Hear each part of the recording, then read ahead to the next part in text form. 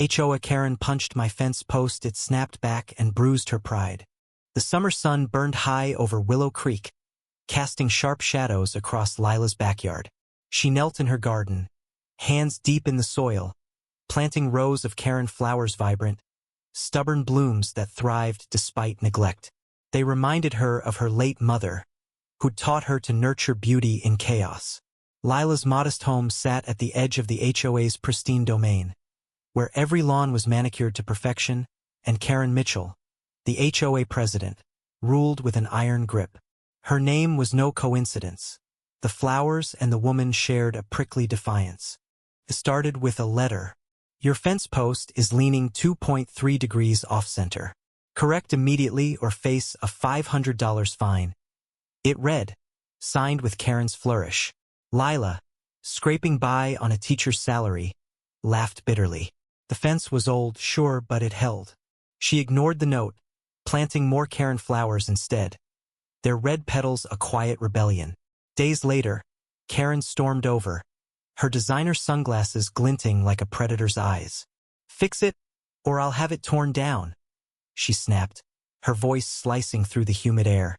Lila stood, wiping dirt from her hands. It's my property, Karen. It's not hurting anyone. Her voice was calm but firm, a dam holding back a flood. Karen's face reddened. She stepped closer, jabbing a finger at the fence. This eyesore insults our community's standards. The argument escalated, neighbors peeking from windows.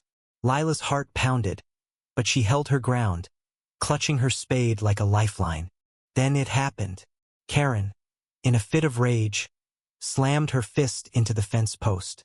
The wood, brittle from years of weather, cracked loudly, a jagged splinter snapping back and slicing her hand.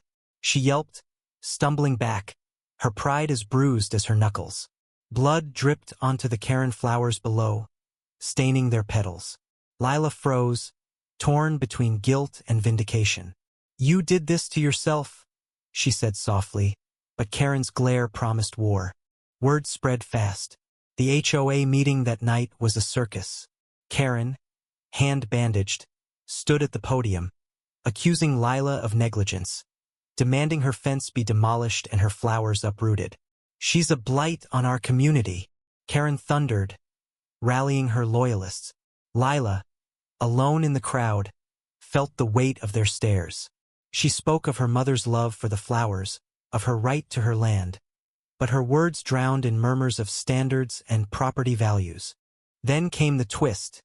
Mr. Grayson, the reclusive widower next door, shuffled to the front. He was a ghost in Willow Creek, rarely seen, his yard a jungle of untamed roses.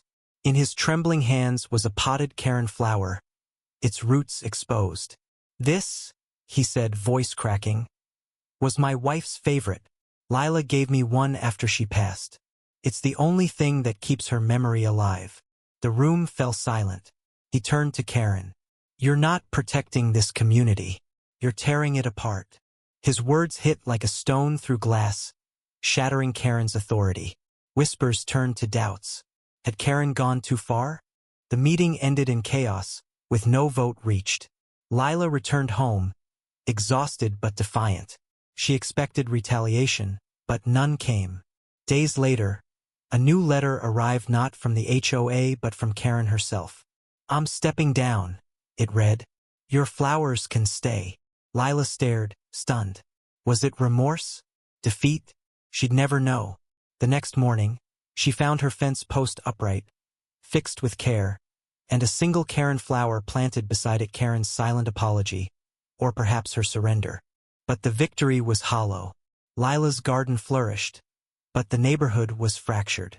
Neighbors who'd once waved now avoided her gaze, split between those who admired her stand and those who resented the upheaval.